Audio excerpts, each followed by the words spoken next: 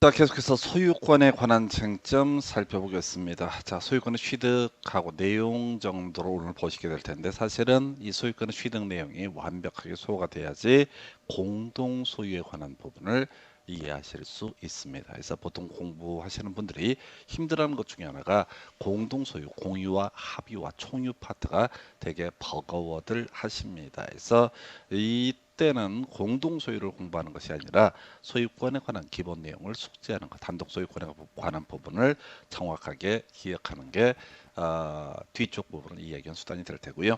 특수한 경우로서 민사특별법으로서 부동산 실명법 파트가 있게 되는데, 요거는 이제 법리를 따지면 조금 이제 버거운데, 공식에 따라서 딱딱 대입하게 되면 아주 간단하게 문제를 풀어 가실 수 있습니다. 그래서 한 20년 동안 나왔던 거의 대부분의 문제, 한 95% 정도, 지문 한 개 정도를 제외하고는 지금 제가 설명드리게 될 그 내용에서 모든 내용의 답을 골라내실 수가 있어요. 특히 얘는 뭐 사례형 이런 식으로 구성이 되는데 전혀 문제가 되지 않습니다. 그 다음에 집합건물법 한 문제짜리 따르게 공부할 주제가 되겠고요.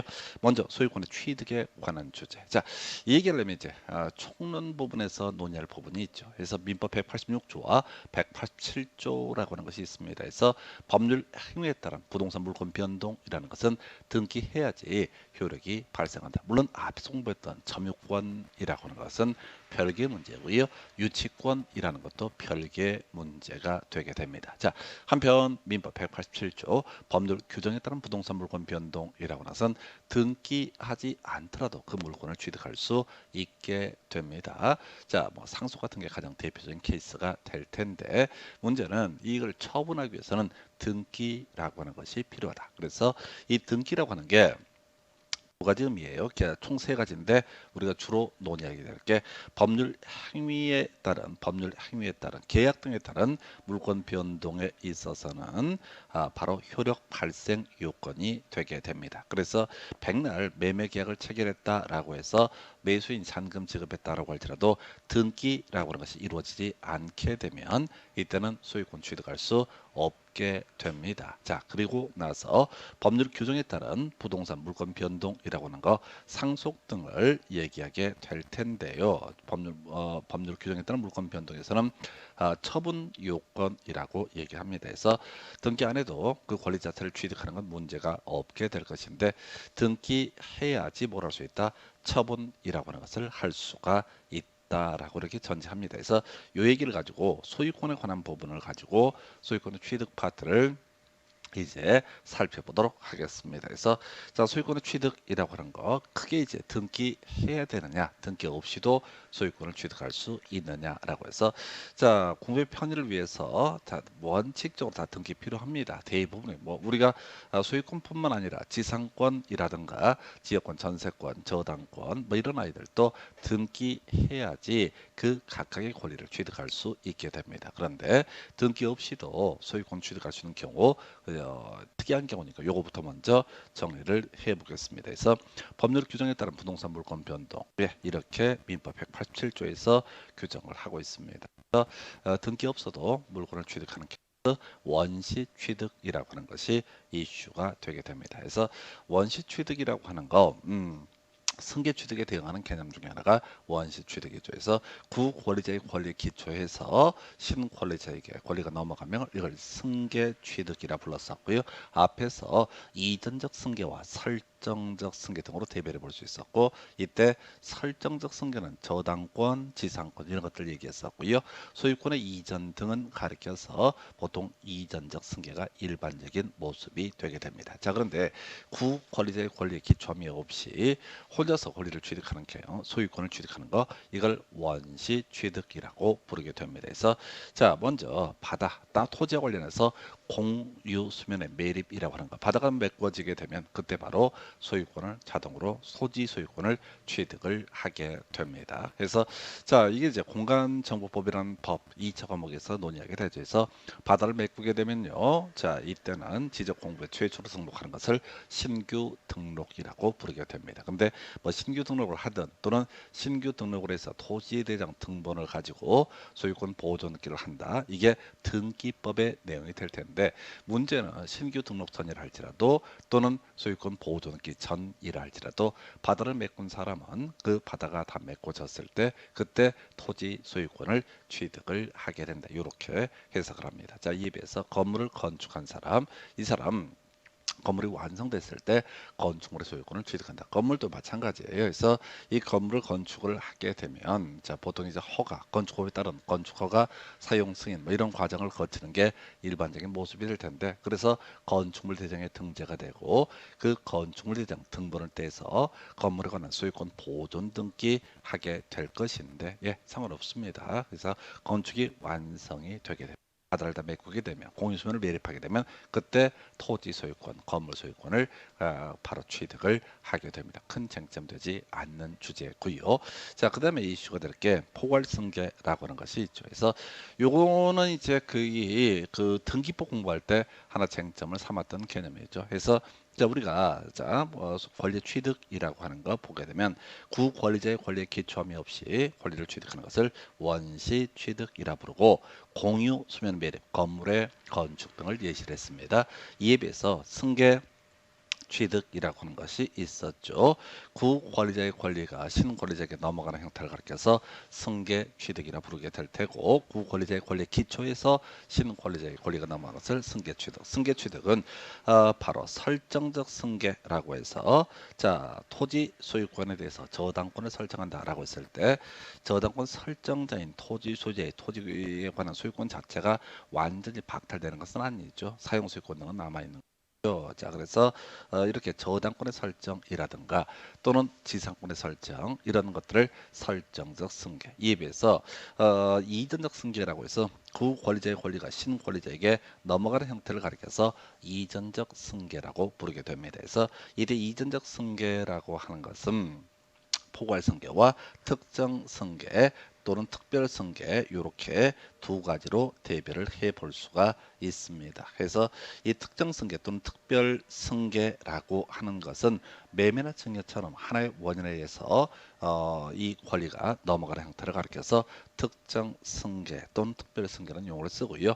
이 포괄승계라고 하는 것은 하나의 원인에 의해서 수많은 권리 의무가 동시에 넘어가게 되는 것을 포괄승계라 부릅니다. 가장 대표적인 것이 상속이라고 하는 것이 있겠고 그 다음에 우리 등기법 공부하실 때 포괄유증이라고 하는 것을 공부를 했던 바가 있습니다. 그래서 어떤 사람이 사망에 이르게 됨에 따라서 법에서 정한 바에 따라서 또는 상속인 등의 협의에 의해서 그 권리가 상속인에게 넘어가는 형태 이게 권리만 넘어가는 게 아니라 의무도 넘어가게 되죠. 이걸 우리가 상속이라고 부르고 포괄승계의 가장 대표값입니다. 한편 포괄유증이라고 하는 거 우리가 이제 포괄유증과 특정유증이라고 하는 것을 비교를 해야 되는데 특정해서 유증하면 특정유증, 특정하지 않고 유증하면 포괄유증. 그래서 나 죽으면은 내 재산의 50%를 누구한테 주겠다라고 한다면 이것을 포괄유증. 나 죽으면 내 재산의 50%에 해당하는 건물을 누구한테 주겠다라고 한다면 이걸 특정유증. 그래서 포괄유증은 개념 자체가 비율로 주는 것을 포괄유증이라 부를 테고 건물이다 토지다 건물 지분의 멸마를 주겠다 이런 식의 특정을 해서 주겠다라고 하는 것을 특정유증이라 부르고 특정유증은 특정승계 또는 특별승계 한 예시값이 되게 됩니다. 그래서 자, 포괄승계 따로 등기 않더라도요 바로 각각의 권리 취득을 하게 됩니다. 그래서 포괄승계인 상속인 또는 이제 포괄유증 수증자 받는 사람 수증자라고 부르는데 이 포괄승계인이 포괄승계 사유 피상속인의 사망 등이 발생하면 따로 이 등기를 하지 않더라도 그 권리를 취득을 하게 됩니다. 이거 뭐 기초적인 개념이에요. 그래서 기초적인 개념이라고 하는 것은 두 가지점이 있죠. 이게 직접 시험에 나올 가능성은 거의 없다라고 하는 것. 그리고 또 하나의 쟁점이 이거 모르면은 절대 안 되는 게 이게 기초적인 개념에 해당이 되게 됩니다. 그래서 자 지금요 민법 187조 법률 규정에 따른 부동산 물권 변동 등 관련해서 원시 취득 민법에서 직접 규정을 하고 있지 않지만 판례에서 인정을 한 개념이고요. 포괄승계, 상속, 포괄유증 법에서 규정을 해놓고 있습니다. 그 다음에 이슈 삼아내야 되는 게 공용징수, 수용이라고 하는 개념이 이슈가 되게 됩니다. 자, 1차 과목 민법에서는 공용징수라는 표현을 쓰게 될 테고 1차 과목 부동산 학개론이라든가 2차 과목에서는 모두 수용이라는 표현을 쓰게 됩니다. 그래서 수용이라고 하는 것은 공익사업의 시행자라고 하는 사람이 공익사업 목적을 위해서 타인의 소유권 등을 뭐 그때 저당권이 될 수도 있고 전세권이 될 수도 있습니다. 타인의 소유권 등을 강제적으로 뺏어내는 과정을 우리가 공용징수라는 용어 또는 수용이라는 용어를 쓰게 됩니다. 그래서 수용이라고 하는 개념은 그 피수용자, 수용을 당하는 사람의 의사와 무관하게 의사에 반대해서 싫다는데 강제로 뺏어내는 과정을 공용징수, 수용이라고 부르게 됩니다. 자, 공법에서는요, 사업 인정 고시라고 하는 것이 이슈가 되게 됩니다. 등기법 공부하실 때는 그게 이슈가 됐었죠. 상수과 수용에 따른 소유권 이전 등기 얘기할 때 등기 신청은 단독 신청했던 것이고요. 수용에 따른 소유권 이전 등기 신청했으면 등기관이라고 하는 것은 상지 두 가지를 제외하고 등기관이 나머지 등기의 수용 대상물에 관한 각종의 권리 등을 직권으로 말소하게 된다. 그 외 수용에 따른 소유권 이전 등기, 말소 등기라고 하는 것은 공동 신청의 대상이 된다. 이런 식의 얘기들로 전개가 되게 됩니다. 그래서 공용징수라고 하는 거. 자, 그래서 민법적으로 이제 검토를 하게 되면 공익사업 시행자 수용 과정에서 보상금을 지급하거나 공탁을 하게 되면 자, 일단은 조건부죠. 수용 개시일에 그 권리를 취득을 하게 된다라고 해서 수용 개시일이라고 하는 개념은 자, 공법에서 논의하는 사업인정 고시를 의미하게 됩니다. 근데 안 나와 거의 해서 자, 원시득과 포괄성계 그다음에 공용징수라고 하는 것이 되겠고요. 그 다음에 이제 이슈 삼아야 되는 게 형성판결 출제 포인트가 되겠습니다. 그래서 자, 아직 우리 공유라는 개념에 대해서 제대로 공부를 하지 않았는데 자, 소유권을 가지고 있다라는 얘기는 처분할 수 있습니다. 다른 사람의 의사와 무관하게 내 마음대로 내 물건을 처분할 수 있는 권리, 이게 소유권의 한 내용이 되게 됩니다. 자, 그런데 말이죠. 이 공유라고 하는 것은 하나의 부동산을 지분 형태로 여러 명이 소유하는 형태를 공유라 부릅니다. 그래서 갑이 50% 지분을 가지고 있다, 을이 50% 지분을 가지고 있다라는 식으로 등기부에 표시가 되어 있는 공동 소유를 가리켜서 공유라고 부르게 됩니다. 자, 이러한 공유 관계에 있어서 자, 각 당사자, 지분권자인 갑이나 을이라고 하는 사람은 다른 공유자에 대해서 공유물의 분할 청구라고 하는 것을 할 수가 있습니다. 이 공유물의 분할 청구를 했을 때 상대방이 응하게 되면 그들 간의 협의에서 공유물을 쪼개는 거예요. 자, 이 토지가 1000평짜리인데 갑이 50% 지분, 을이 50% 지분. 근데 도로는 이쪽에 있단 말이에요. 그래서 갑과 을 사이 합의에 의해서 도로와 더 많은 면을 접하게 되는 이 토지 400평을 을이 갖고 도로와 적게 면을 접하게 되는 600평을 갑이 갖기로 한다라고 두 사람 사이에 합의가 이루어지게 되면 이걸 협의에 의한 분할이라고 부르게 됩니다. 그래서 분할 청구 있으면요, 협의에 의해서 분할할 수 있고요. 그 다음에 협의가 잘 안 됐다라고 하면 법원의 판사가 선을 그어줍니다. 자, 갑은 이쪽 갖고 을은 이쪽 가져라라고 해서 이걸 재판에 의한 분할이라고 부르게 됩니다. 자, 그래서 재판에 의한 분할에서 그 재판을 가리켜서 우리는 형성 판결이라는 용어를 쓰게 됩니다. 그래서 판결은요, 등기법 할 때 이미 지적을 해드린 것처럼 세 가지야. 자, 하나가 이행 판결, 뒤에서 공부할 주제인데요. 이행 판결이라는 거, 이행해라라는 명령을 내리는 것을 이행 판결. 자, 이렇게 쪼개라고 확정적으로 형성적으로 선언을 하는 것을 형성 판결. 그다음에 이제 그 외에 확인 판결이 있는데 확인 판결은 여기서는 쟁점되지 않게 될 것이고요. 자, 그래서 사안이 좀 복잡해졌는데 자, 줄여서 공유에 있어서 형성 판결. 자, 이 각 공유자 중에 한 사람이 다른 공유자에게 땅을 쪼개자라고 하는 분할 청구를 했는데 상대방이 협조를 안 해. 그래서 법원에 소송을 제기해서 법원의 판사가 1000평짜리 토지 중에서 도로와 많이 접하고 있는, 도로가 이렇게 접하고 있을 때 도로와 많이 접하는 400평 부분은 을이 갖고 갑이 600평을 가져라. 얘도 도로 좀 접하고 있다고 한번 전제를 해보겠습니다.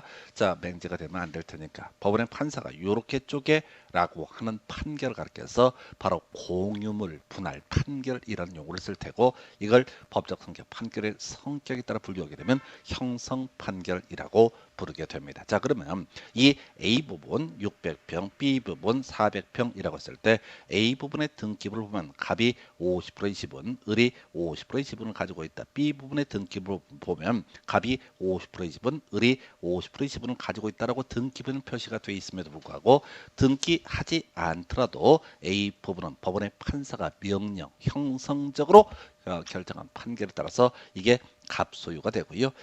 이 등기부와는 무관하게 B 부분은 을 소유가 되는 이런 식의 판결을 가리켜서 공유물 분할 판결이라고 얘기를 하게 됩니다. 자, 그래서 각 공유자 형성 판결, 즉 공유물 분할 판결이 확정되게 되면 분할된 공유물의 단독 소유권을 취득을 한다라고 이렇게 정리를 하게 됩니다. 그래서 만약 판결 자체가 이따오로 5월 1일 날 설정이 됐다. 근데 5월 1일 날 등기부를 보면 5월 2일도 마찬가지고 등기부에는 갑이라는 사람이 50%의 지분, A라는 토지의 지분을 보니까 을이라는 사람이 50%의 지분으로 돼 있다 할지라도 이 등기부의 내용과는 무관하게 법원의 판결문을 우선 적용을 해서 그냥 단독 소유권을 취득하게 되는 형태, 이걸 이름하여 형성 판결이라고 부르게 됩니다. 자, 그래서 이때 나중에 형성 판결이 되면 등기법에서는 이런 식으로 얘기하죠. 갑이라는 사람은 자신의 소유권 어차피 가지고 있는 건데 요 팔아먹으려면 뭘 해야 되면 등기를 해야 되거든요. 그런데 을의 집은 50%를 지워버리는 거, 이 부분에 대해서 단독으로 등기 신청할 수 있고요. 을도 B 토지 부분에 갑의 지분을 지우는 등기에 단독으로 신청할 수 있다. 이런 식으로 논의를 합니다. 다시 합시다. 원래 지금 소유권 등을 취득할 때는 기본적으로 등기 필요하다. 이게 원칙이 돼야 되는데 등기 없이도 소유권을 취득할 수 있는 케이스, 법률 규정에 따른 부동산 물권 변동에 걸리게 되면 등기 없이도 소유권을 취득할 수 있다. 이렇게 전제합니다. 그래서 원시 취득, 우리가 토지 관한 소유권 보존 등기라든가 건물에 관한 소유권 보존 등기를 할 필요도 없이 권리 취득하고요. 그다음에 포괄 승계, 상속이나 포괄 유증 등이 이슈가 될 테고, 공용징수 쟁점만 되고요. 출제 포인트 형성 판결, 공유물 분할 판결 확정되면 따로 이 등기 바꾸지 않더라도 각각 단독 소유권을 취득을 하게 된다. 이렇게 전제를 삼게 됩니다. 자, 그리고 경매요. 경매 얘기 뭐 엄청 많이 하죠. 그래서 경매에 있어서는 낙찰받은 사람을 우리가 매수인이라고 부르게 되는데, 매수인이 매각 대금을 완납했을 때 그 매수 목적물의 소유권을 매수인이 취득을 합니다. 자, 이거 얘기해 볼까요? 우리 저당권 얘기를 중간중간 다른 법 할 때 설명을 드렸는데, 갑소유 X 부동산에 대해서 을이 돈을 빌려주면서 저당권이라는 것을 설정을 하게 됩니다. 저당권이라고 하는 권리는 이렇게 한다고 그랬어요. 자, 채무자가 채무를 변제하지 않았을 때 이 부동산을 법원 경매에다가 경매 신청을 해서 법원에서 팔게 되면은 이것을 그 매각 대금이라는 걸 얘기하거든요. 이 사안에서는 이제 병이라는 사람이 낙찰을 받았다고 한번 전제를 보겠습니다. 자, 그랬을 때 이 병이라고 하는 사람이 5월 1일 날 매각 대금을 법원에다가 1억을 납입을 했다. 이 사람 1억을 써 당첨된 거야. 그래서 1억을 내게 되면은 아직은 현재 등기 명의 누구로 되어 있습니까? 아직은 갑으로 소유권이 등기가 되어 있습니다. 예. 근데 갑에서 을로의 소유권 이전 느낌 이루어지기 전이라 할지라도 이때 병이 소유권을 취득을 하게 된다. 언제? 매각 대금을 완납한 그 시점에 소유권을 취득한다라고 이렇게 얘기를 합니다. 다시 사안 가보겠습니다. 갑소유 X 부동산에 대해서 을이라는 사람이 돈을 빌려주고 저당권을 설정을 했습니다. 갑이 을에게 채무를 변제하지 아니하게 되자 을이라고 하는 사람이 뭘 한다고요? 바로 이 저당권의 근거에서 경매 신청을 하게 됩니다. 그럼 법원에서는 이 X 부동산에 대해서 경매 개시 결정의 등기라고 하는 것을 촉탁을 하게 됩니다. 그래서 경매가 쭉 진행이 됐을 때 낙찰받은 병이라는 사람이 매각대금, 자신이 입찰한 금액을 1등에서 납입하게 되면 그 납입한 시점에 등기 전이라 할지라도 어떻다? 갑은 그 권리를 취득을 하게 된다. 이렇게 전제를 삼게 됩니다. 그래서 이게 이제 소위 경매까지가 주요 이슈고요. 실제 시험 문제는 이미 누차 말씀드렸다시피 형성 판결, 공유물 분할 판결이 있게 되면 판결이 이제 확정이 됐다는 얘기는 자 2심이나 3심으로 넘어가지 않거나 2심, 3심 넘어갔을 때 제일 위에서 딱 끊어버린 거예요. 자, 더 이상 불복할 방법이 없는 상태를 판결이 확정됐다라는 용어를 쓰게 됩니다. 그래서 하여튼 뭐 이 정도가 등기가 불필요한 경우다라고 이렇게 논의를 해볼 수가 있겠고요. 자, 그 다음에 이제 소유권 취득 방법으로서 부합이라고 하는 거. 자, 이 부합 얘기를 좀 이제 어렵게 받아들이시는 분들이 있게 될 텐데 이 부합이라고 하는 주제 상당히 양이 많으니까 잠시 끊었다 부합부터 이어서 설명을 드리겠습니다.